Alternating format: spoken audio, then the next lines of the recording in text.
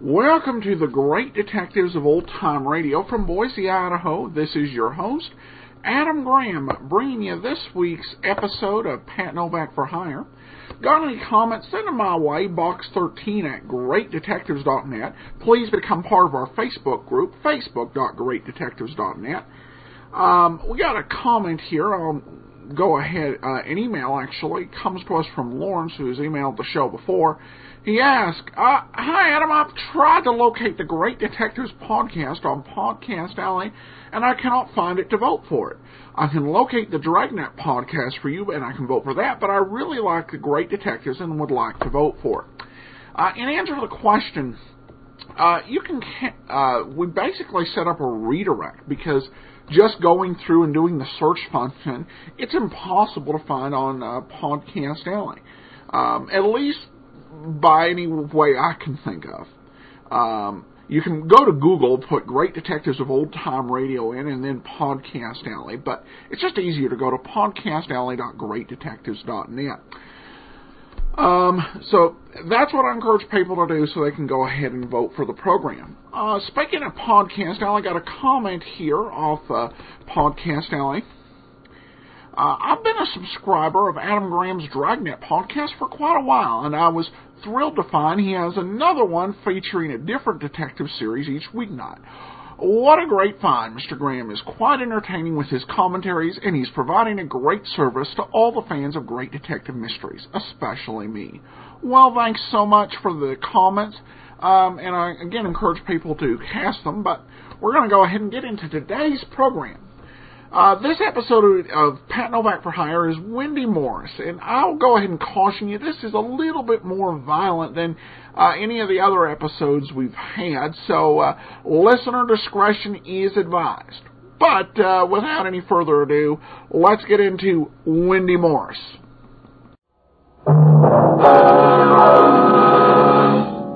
Pat Novak for Hire.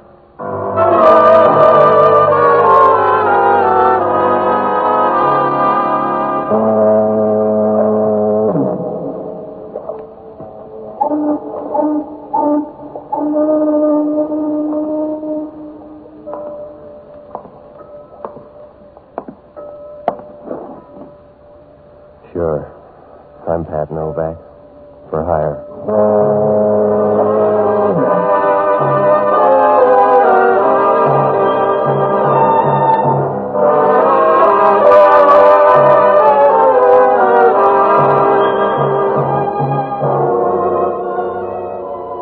That's what the sign out in front of my office says.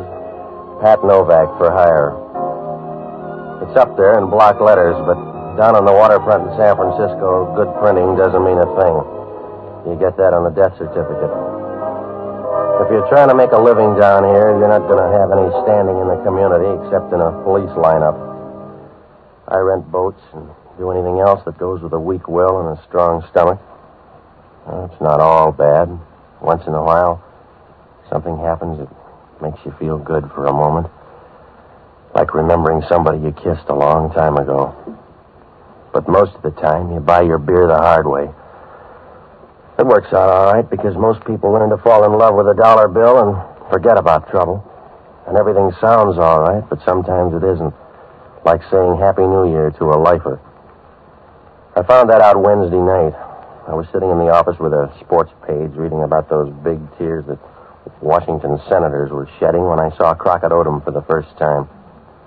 He was a big red-faced guy, and the veins stood out on his face and made a pattern as if he slept on an alligator bag instead of a pillow. He walked over to the desk and started to get quiet in a loud voice. I want to talk to you, Mr. Novak. Go ahead, pile up a lead.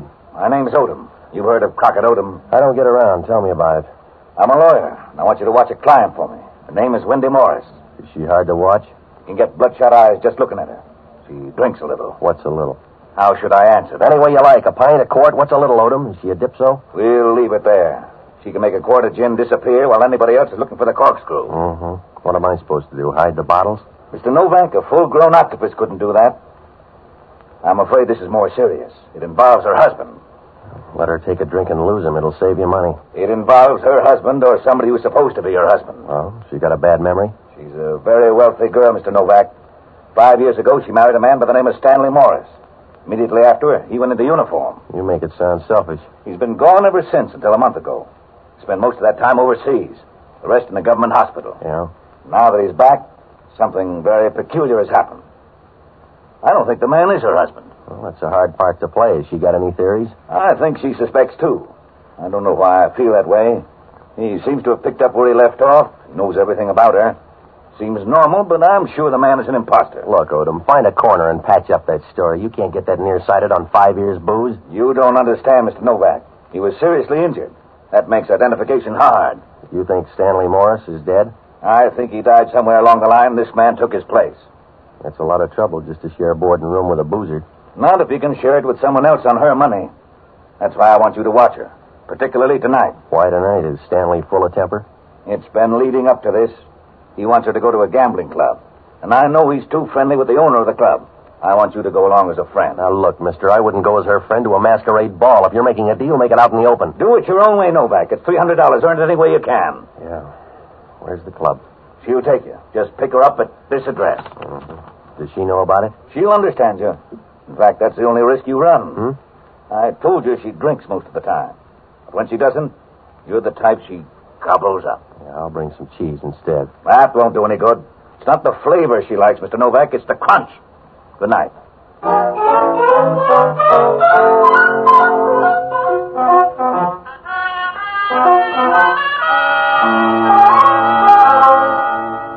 When Odom walked out of there, I knew he was the kind of a guy who'd put the wolf at your door if he could get one wholesale.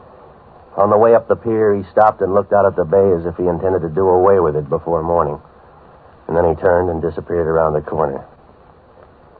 Well, I sat there for a while, and I went over his story. I was sure it wouldn't hold any more water than a gross of holes, but I had no way of checking. Finally, about 7 o'clock, I closed the office, and I went by the address he gave me. It was a modernistic apartment up on Telegraph Hill, one of those places where they let a guy out of the basement long enough to paint murals on the front.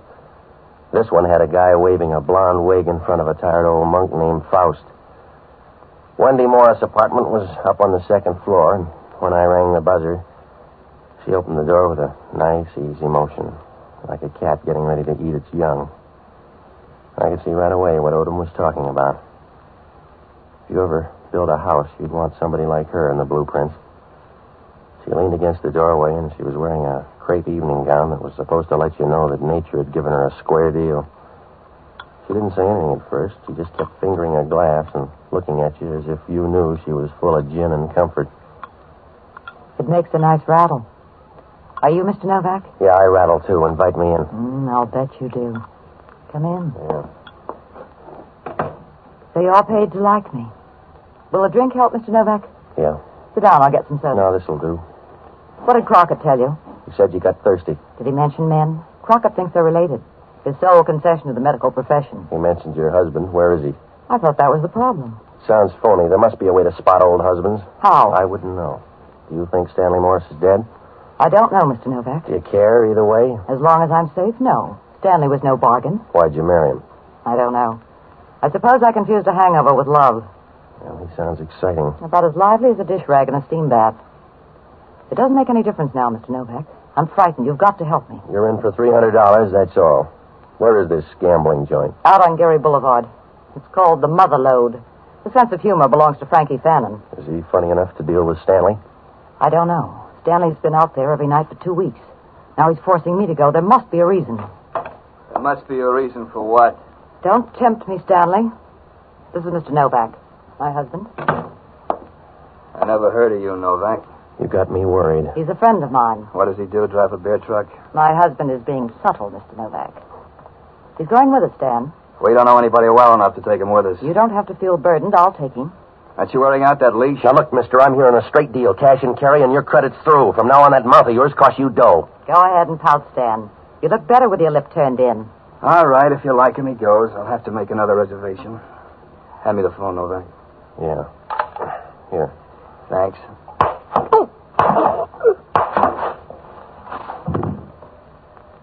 Let's go, Wendy. Your friend backed out.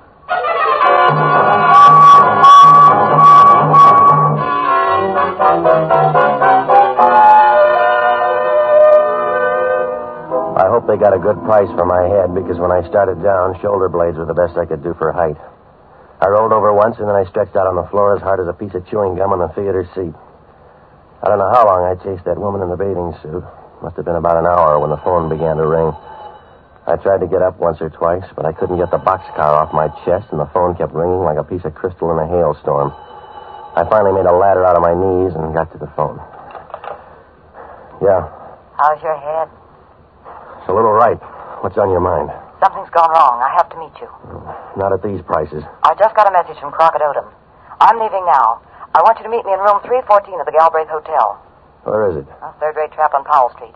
It's important. Will you come? Yeah. And I'm sorry about your head. I'll have to rub the bruise for you. Wait till I get there. You can rub one of your own.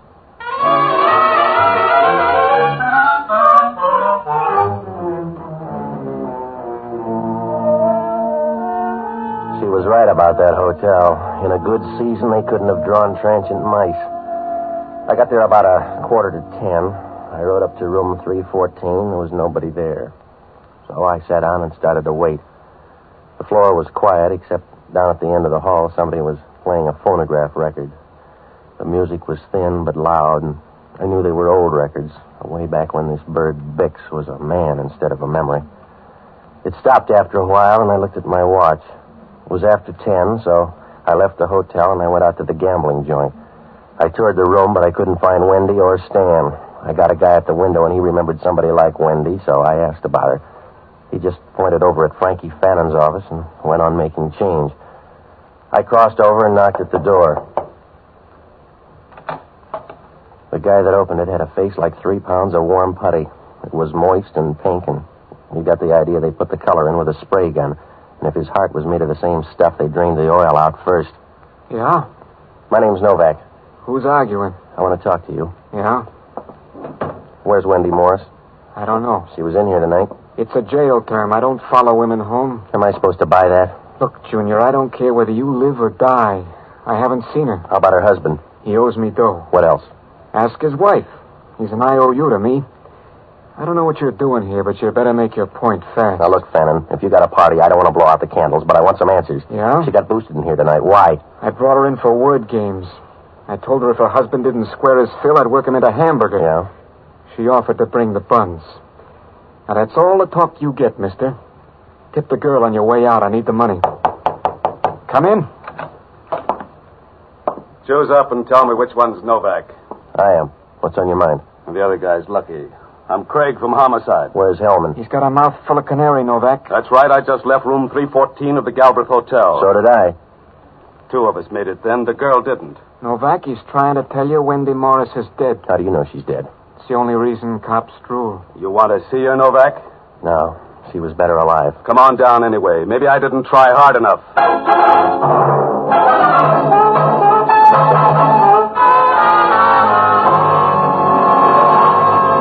When I walked out of there, I felt like a voice teacher with adenoids. Whoever Craig was, he was smart, and he tagged all the bases because as we moved through the lobby, he motioned to me, and the desk clerk nodded. Well, I didn't worry about that desk clerk because he hadn't said no for years. But when we got to room 314, I needed China Passage. There were 3 or 4 of Craig's men grouped along the dim hall like dirty shadows, and inside, Wendy Morris was stretched out looking in the wrong direction. There was a white sheet draped over, and I wondered where the hotel had borrowed that, but Craig wanted to talk. You must have had a big beef, Novak. Sorry, we were friends. I'll bet that was fun. I was supposed to meet her here. She didn't show. The desk clerk says she did. Not while I was here. I was in that gambling joint by 10:30. The desk clerk says you asked about Wendy Morris. Then you came up here and killed her. That's the way I'm going to book you. Check on her husband. You can fit him in near the top of the list. She got one? It's a lot of blonde hair to keep indoors. Huh? Good blondes run like salmon. Wait a minute, Craig. Give me that sheet. Well. Yeah? Craig, you better not book me for Wendy Morris. Huh? If you do, you'll mix up all the on-duty angels because somebody killed the wrong woman. This isn't Wendy Morris. You must be wrong. How do you know? How does anybody know? They look different. They got different personalities. Take your pick, Craig, but somebody got the wrong woman. Take another look. I don't need another with Wendy. The first look's for names and faces. Yeah? If you take a second look, mister, it's for love.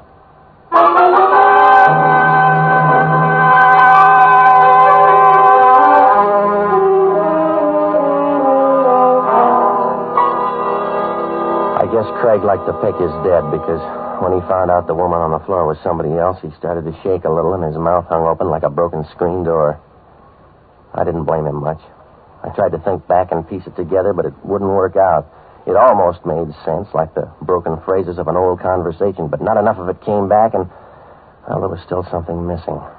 What happened to Wendy Morris, and how about this girl on the floor? Where did she get her drag with heaven? I looked down at her again. She was pretty, if you like quiet girls.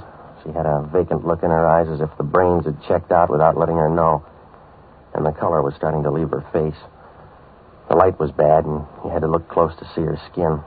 There were little splotches of pink, and the rest was white, like shrimp that haven't been boiled long enough. Craig was worried, and that's something he couldn't hide. Who is she, Novak? I don't know, Craig. We didn't meet her soon enough to know. You should have checked. The hotel register says Wendy Morris. Who read it for you? Oh, you're tough, Craig. I'll bet you got the wino scared stiff. Keep on talking. I'll get you some help. Come on in. He wants to make a statement. On the bed, Novak. Where'd you get your boys, Craig? They look tired. On the bed, Novak. All right, Joe, take his arm. Yeah. The other two, hold his head back against the bed. Okay. Where's Wendy Morris, Novak? I don't know, Copper. You sure you're from homicide? So it's against the law. Don't tell anybody. Now make a statement, Novak. Yeah. Here's a statement about you, Craig. We'll find out downtown. You can save some teeth. Where's the other girl? I don't know. Hold him up. Yeah. Where's Wendy Morris? Craig, you can go.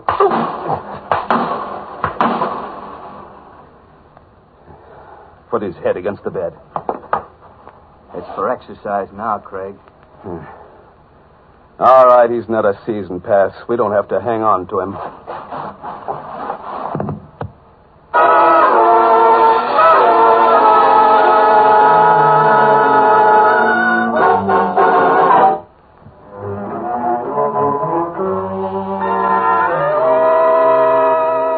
Craig's boys left me hanging on the foot of the bed with somebody's dirty towel and an old garter the maid forgot to pick up last month. I felt my way down to the lobby and into the street, and most of the time, one question kept going through my mind. Craig was going to run me in before. Why had he changed his mind? Well, I found out when I started to turn the corner. Craig had a tail on me, and he was real hard to spot, like a red Nash at the top of the mark. He moved out from under a light near the pool room on the corner, and I watched him in the windows as we walked along. After a while, I quit worrying about him because I knew in a pinch he couldn't follow a conversation with a printed form. Well, I had a lot of ground to cover, so I looked up Jocko Madigan. He's a good guy, and he was a smart one, too. Until he found out if your eyes get red enough, you don't need rose-colored glasses. I finally found him at the cafe house, as tight as a tennis racket in the rain. God rest ye, merry gentlemen, let nothing you dismay. Jocko, I want to talk to you. Some belated Christmas carols, Patsy. The piano player quit and everybody else dropped out, so I'm doing it a cappella by myself. All right, Jocko. Christmas eluded me, Patsy. I got up through Christmas Eve, and then I seem to have missed Christmas entirely. Did they hold it this year? Well, it wouldn't happen if you'd get up in the morning. Oh, I refuse to get up early, Patsy. I refuse to get up in the morning until the streets have been aired. The only things that should be around at that hour are peasants and a bunch of random dew. Jocko, will you listen? I'm in trouble. I'm not surprised, because you're a counterfeit, Patsy. You're a piece of plate in a room full of sterling. You're like some of the rest of these people running around in a hurry. Jocko, please. Just plunging into anything. Look at the papers. Some people have spent years shooting a rocket 110 miles into the air. What's the use? Will you listen? What's the use? When you get 110 miles up, all you can do is turn around and come on back down again. We're killing time 110 miles in the air instead of learning to spend it down here. All right. Oh, it's depressing, Patsy. running around in a frenzy like a rooster in a barnyard full of ducks. I'm ready to take to drink. Are you all through, Jocko? Yes, humanity's a tough life. What kind of trouble? I bought a murder rap for $300. Oh, if it's a bargain, why complain? Who's dead? I don't know who she is. Homicide found her in a hotel on Powell Street. I tagged by before the murder. Serves her right. If I were a woman, I wouldn't trust you in the middle of Stanford Stadium with 80,000 people. It was the wrong woman. It was supposed to be a gal named Wendy Morris, but she didn't show. Oh, that was shrewd of her. I was hired by a lawyer named Crockett Odom to watch her. Why? She's a dipso. She must have some faults. Odom suspects her husband. He was in uniform, and now that he's back, Odom figures he's a fraud out for the girl's money. Can't the girl tell the difference? She's not sure. I don't think she was observant. Now, look, this is a big story, Jocko. I can't fill in all the holes. You got to help me. I want you to check on Crockett Odom, will you? I'll need some money. Oh, you'll booze it away. Now, hurry, Jocko. If you need money, get a job. Oh, I can't go to work, Patsy. I'm a victim of my own conscience. Yeah? I'm stuck with a dilemma. I'm willing to go to work, but I work too cheaply. And on the other hand, I'll not support slave labor. So it's morally impossible for me to go to work. Good night, lover.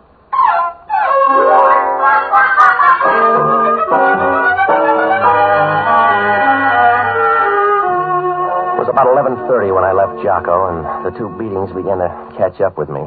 I had enough headache to pass out to a Bay Meadows crowd on a bad day. The tail behind me began to look tired, so I dropped by headquarters to give him a rest. I asked for the head of homicide, but the desk told me that Hellman was on his honeymoon, and they kind of laughed when they said it, as if they thought he got the girl there on a bench warrant. All they'd done at headquarters was identify the dead woman. Her name was Emily Van Kirk, and she had no record.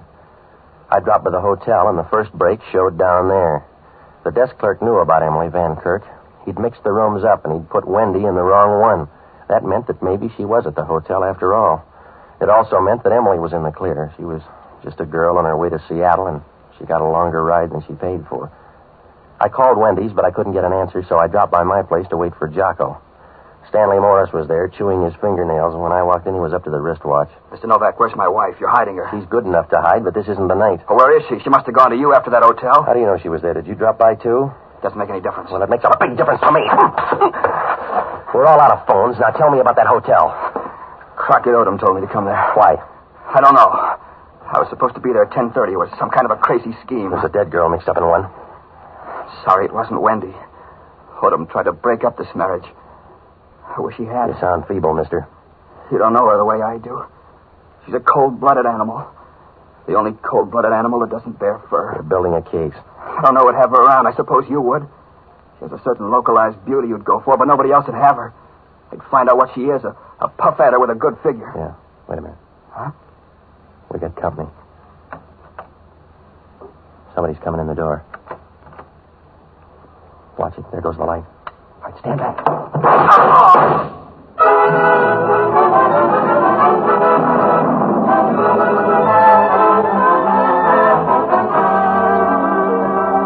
He couldn't have died any faster with a priority. I got to the door and threw on the light switch, but whoever it was had gone and the hall was dark. When I got back to Stan, he was lying there like a well-trained sponge. He wasn't a good enough guy to bleed in the living room, so I dragged him into the kitchen and left by the back way. I had to get word to Jocko, so I left a message at his place telling him to get in touch with me at Wendy's. I went up there to sit on her doorstep and wait if it took all night. I wasn't going to freeze, though, because she opened the door as soon as I knocked. She was still wearing that crepe gown, and she was yawning and stretching her arms. Oh, you might not want to bring her home to Mother, but you'd want to start anyway. Do you always look at women this way, Patsy? I feel like Eve. And I'll bet you get a kitchen full of apples. Do I argue or come in? You may argue, but do it in here. Yeah.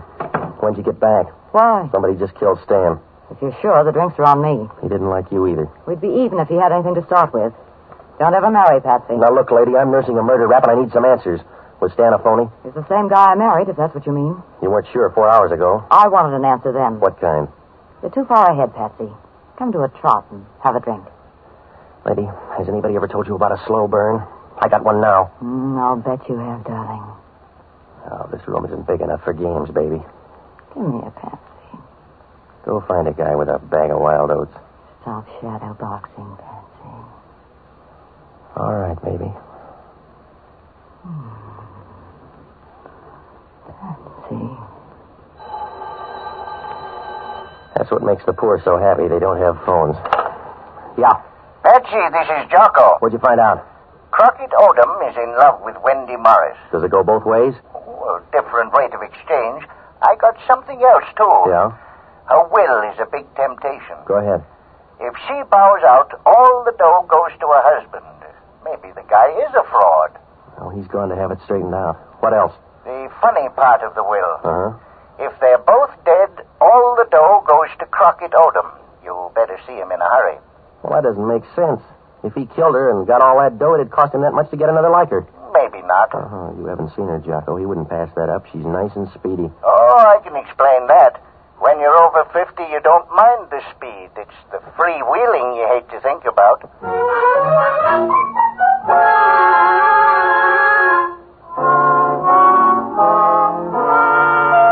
When Jocko hung up, I knew we had a good pair of seats. That story of Stan's finally made sense. There was only one reason why he could have been called there at 10:30, and for the first time, I tumbled why Craig had let me go back in that hotel room. Everything was right in place, like a mix master in a bride's kitchen. I dropped by headquarters and left a note, and then the girl and I ran into Craig down at the desk. I briefed him on what had happened, and we rode up to Crockett Odom's apartment. When we got to the living room, things turned stormy. Hello, Novak. It's too late to start a party. You're going to like this one, Odom. That's right, darling. You'll love it. This is Craig from Homicide. He wants you for murder. It doesn't sound right, Craig. Novak's calling it. See him. I talked to Stan before he died. He tipped your mitt, Crockett. He couldn't tip a water glass. He was smart enough to know you sent for him. That's why he didn't show at 10:30. You better have it in writing. No, I don't need it that way. I got Craig. He won't let you out that easy. What's he talking about, Craig? Homicide will shake him down too fast. You're with the walking dead now, Craig. I left a note. They know you killed the girl. Are you crazy, Craig, to come up here? I can't argue now. He's too lucky, Odom. I got all sevens tonight, Craig. Crockett Odom sold you bad goods. He did everything wrong. Thanks, Odom. I'm going to leave you, but don't let the bag get too heavy. Now, wait a minute, Craig. You're not going to let me hang for this. You won't. They burn in this state. Stay away from that door, Craig. Sorry, Odom. You dealt me in, but I got bad cards. I want to see you play them alone. Can you get by this gun? I'll make a try. Hang on to your skin.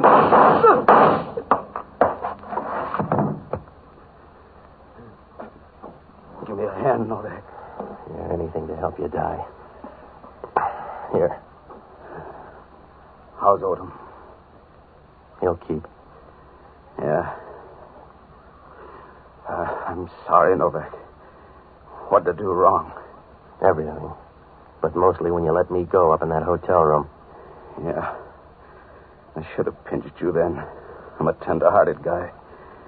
You're a bum, Craig. I can move you down a step lower even. You're a liar. I checked. You're not working for the city. They never heard of you downtown. I'm not going to make it, Novak. Lay my head down. Yeah. I'll put it down easy. Goodbye, Craig. I hope you have a long night.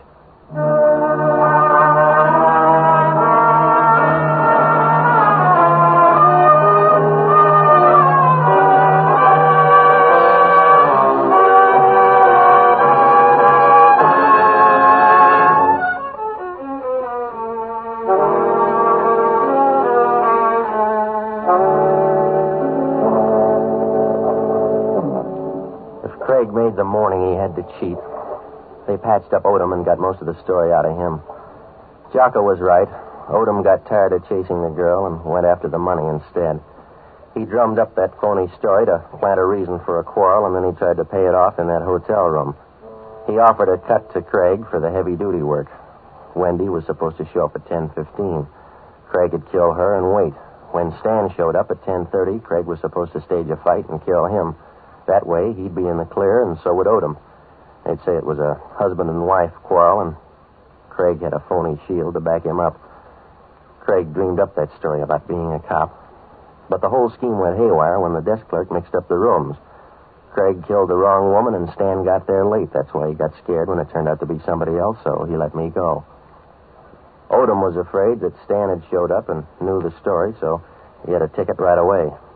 The guy who tailed me was handy for that. When did I first tumble to something wrong? When I was sure that Crockett Odom had told a lie. He said the girl was a dipso, but when I got there, she was drinking soda with her whiskey. And a good dipso won't waste that much time. Well, it worked out all right. Hellman was on his honeymoon, so he didn't have any questions. Well, I'll bet his wife did.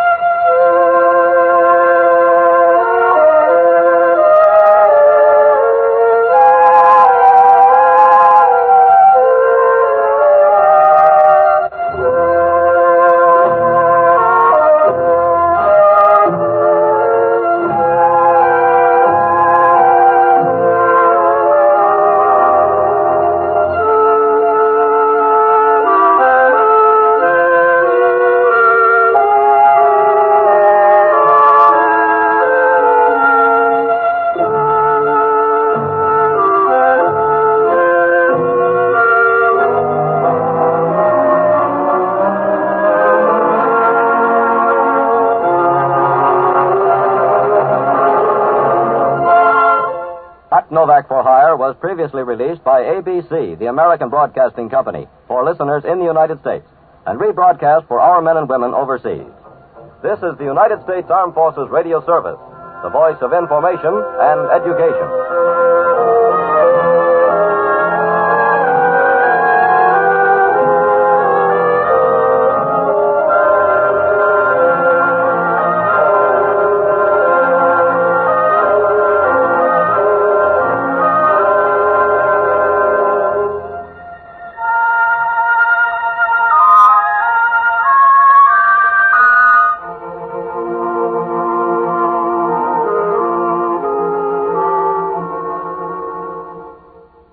Welcome back. I get the sense listening here there may have been some last-minute alteration to the script. Because the thing that doesn't make sense now is the idea of Craig as not being a real police officer. Well, if Craig wasn't a real police officer, then who were those guys who were holding Novak down and helping Craig beat up Novak? And I get the impression that it may have just been something where it was just a crooked police officer, but at last second, for public relations reasons, what have you, they made a decision to go ahead and change that plot line. But they didn't quite tie all the strings together. That, and in an earlier episode, Hellman said he was a family man, and they have him going on a honeymoon. Well, continuity, perhaps. The only other thing is I've often thought that some of these episodes were originally written during the San Francisco run, and they just went ahead and they recycled the scripts for the national run. That was the case with Dixie Gillian. And some of them, I think, were probably written by Breen as he was maturing as a writer. So it could have been that. He could have forgotten, and as a writer, I've done this, I've forgotten that I've done certain things with a character, unless I'm reading back through it. Particularly if it's been a few years since you touch a story, you can forget some of those details. But a couple little loose strings here and there, but not a huge deal. Great quotes and another episode of Pat Novak in the books. But we'll go ahead and we'll wrap this up. Tomorrow, it's Let George Do It. In the meantime, got any comments, send them to box13@greatdetectives.net. Please go cast your vote for the show on Podcast Alley. Go to podcastalley.greatdetectives.net. But from Boise, Idaho, this is your host, Adam Graham, signing off.